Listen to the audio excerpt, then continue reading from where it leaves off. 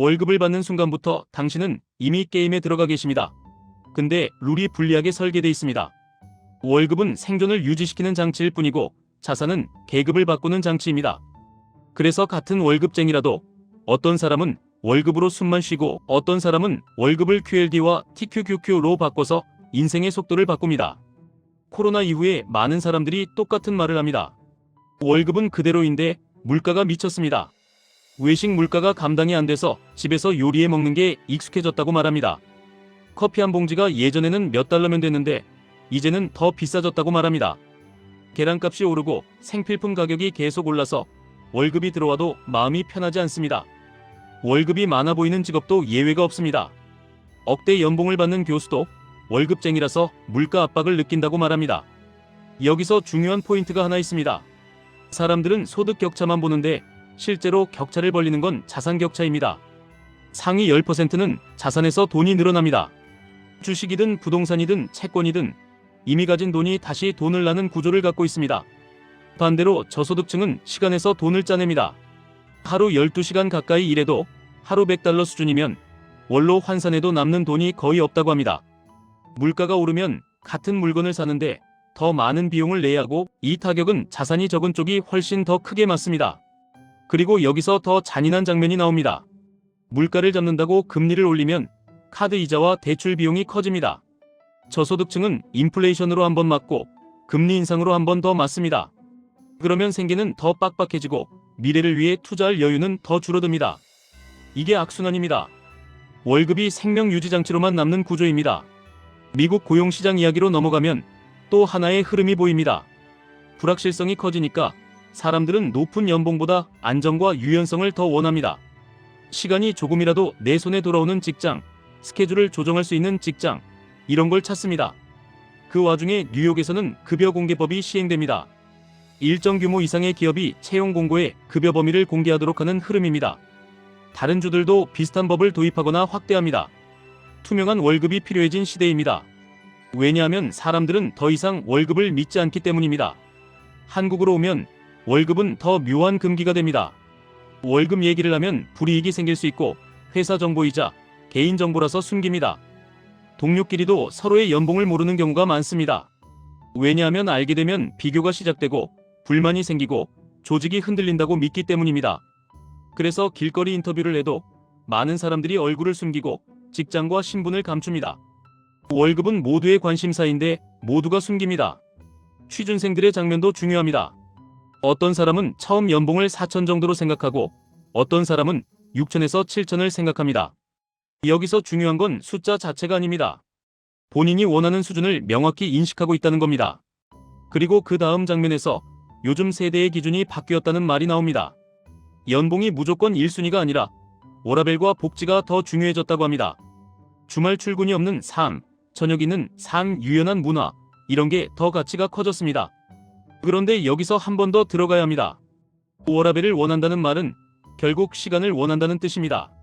시간을 원하면 월급만으로는 한계가 옵니다.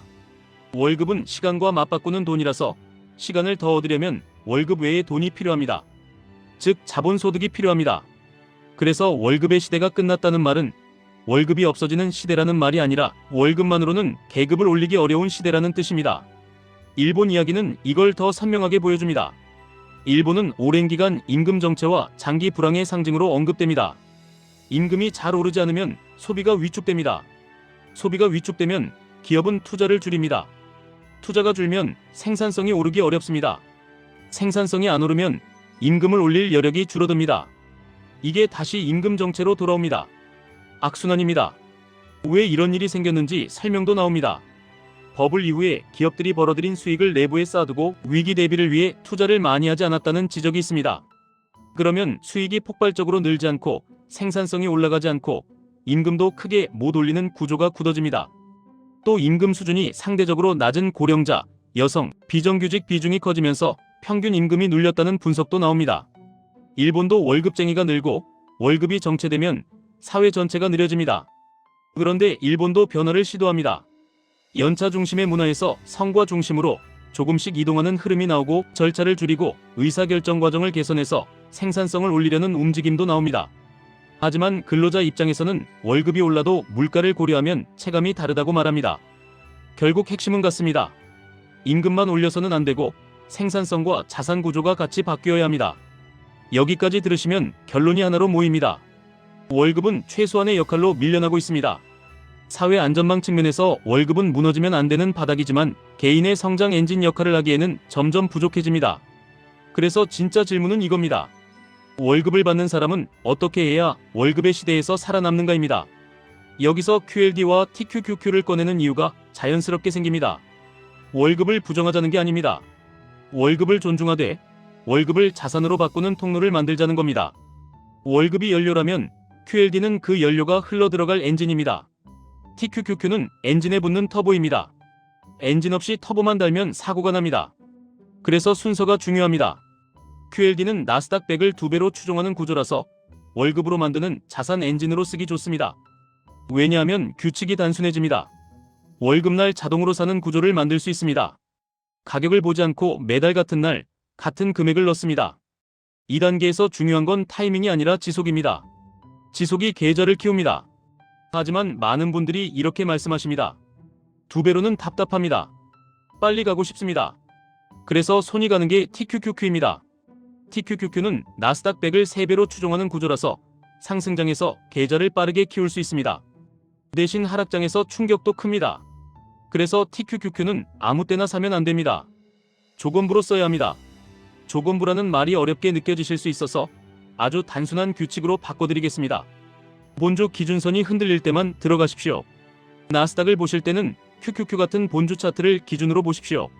예를 들어 QQQ가 단기 추세선 아래로 내려오거나 시장이 공포로 흔들릴 때 그때만 TQQQ를 분할로 들어가십시오. 반대로 시장이 달아오르고 뉴스가 온통 낙관이고 지금 안 사면 바보라는 분위기일 때는 TQQQ 비중을 조심하십시오. 왜냐하면 레버리지의 진짜 적은 폭락이 아니라 내 손입니다. 사람은 상승장에서 공격적으로 되고 하락장에서 방어적으로 됩니다. 그래서 상승장에서 비싸게 사고 하락장에서 싸게 팝니다. 이걸 뒤집어야 합니다. 뒤집는 방법은 감정이 아니라 규칙입니다. 여기서 월급쟁이에게 가장 현실적인 구조를 하나 드리겠습니다. 3칸 구조입니다. 생존칸, 방패칸, 엔진칸입니다. 생존칸은 고정지출과 가족생활비를 지키는 칸입니다. 이 칸이 흔들리면 투자는 무너집니다. 방패칸은 비상금입니다. 크지 않아도 됩니다. 하지만 있어야 합니다. 그래야 폭락이 와도 선택권이 생깁니다. 선택권이 있어야 TQQQ를 공포 구간에서 분할로 담을 수 있습니다. 엔진칸은 투자칸입니다. 여기에 QLD를 기본으로 깔고 조건이 올 때만 TQQQ를 얹습니다. 이 구조가 왜 강하냐면 월급의 시대가 가진 함정을 막아주기 때문입니다. 월급은 들어오자마자 빠져나가도록 설계되어 있습니다. 대출, 카드, 구독, 보험, 배달, 작은 편의의 습관이 월급을 흡수합니다. 그래서 남는 돈으로 투자하려고 하면 투자는 항상 뒤로 밀립니다. 해결은 간단합니다. 월급이 들어오면 투자부터 빠져나가게 만드십시오. 자동이체로 QLD를 먼저 사게 만드십시오. 남는 돈으로 사는 게 아니라 남기고 사는 구조로 바꾸십시오. 그 다음 단계가 TQQQ입니다. TQQQ는 월급날 자동으로 들어가는 구조가 아닙니다. 시장이 흔들릴 때만 들어가는 구조입니다. 예를 들어 QQQ가 단기 기준선을 하회하면 TQQQ를 3분할로 나눠서 첫 매수, 추가 하락 시, 두 번째 매수, 공포가 더 깊어질 때 세 번째 매수, 이런 식으로 규칙을 만드십시오. 이렇게 하면 TQQQ가 도박이 아니라 전술이 됩니다. 그리고 많은 분들이 놓치는 포인트가 하나 있습니다. 언제 파느냐입니다. 전부를 팔지 마십시오. 일부만 파십시오. 상승이 강해서 전고점 부근에 도달하거나 단기간에 과열이 심해졌을 때 보유분의 일부만 정리하십시오. 정리한 돈의 일부는 다시 QLD로 옮겨서 엔진을 두껍게 하십시오. 일부는 현금으로 남겨서 다음 공포 구간에 재투입하십시오. 이렇게 하면 계좌가 숨을 쉽니다. 수익을 눈으로 확인해서 멘탈이 버티고 다음 하락장에 쓸 탄약이 생기고 과열로 한 번에 무너지는 걸 줄입니다. 이 방식이 특히 월급쟁이에게 중요한 이유는 월급은 끊기면 끝이지만 자산은 굴러가기 시작하면 계속 굴러가기 때문입니다. 그래서 월급의 시대에서 살아남는 사람은 월급을 크게 받는 사람이 아니라 월급을 자산으로 바꾸는 시스템을 가진 사람입니다. 어떤 사람은 월급이 자신의 지위라고 말합니다. 어떤 사람은 월급이 살아가기 위한 최소한이라고 말합니다. 어떤 사람은 한 달 치열하게 일한 시간에 대한 존중이라고 말합니다. 다 맞는 말입니다. 그런데 그 다음 문장이 필요합니다. 그 존중을, 그 최소한을, 그 지위를 다음 단계로 연결하는 통로가 있어야 합니다. 그래야 월급이 단순한 생존비가 아니라 인생을 바꾸는 자본이 됩니다. 그래서 정리해드리겠습니다. 월급은 바닥을 지키는 장치입니다. QLD는 월급을 엔진으로 바꾸는 장치입니다. TQQQ는 조건을 만족할 때 속도를 올려주는 터보입니다. 자동으로 굴러가야 하는 건 QLD입니다. 기다렸다가 쳐야 하는 건 TQQQ입니다. 수익은 전부가 아니라 일부만 정리해서 엔진과 현금으로 다시 나눠야 합니다. 이걸 한 달만 해도 체감이 생깁니다.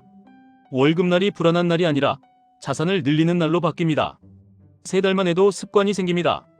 소비를 줄이자는 결심이 아니라 시스템이 소비를 줄입니다. 1년만 지나도 관점이 바뀝니다. 월급을 기다리는 사람이 아니라 자산이 커지는 속도를 확인하는 사람이 됩니다. 그리고 마지막으로 딱 한 문장만 더 드리겠습니다. 월급의 시대는 끝났습니다. 하지만 월급쟁이의 시대는 끝나지 않았습니다.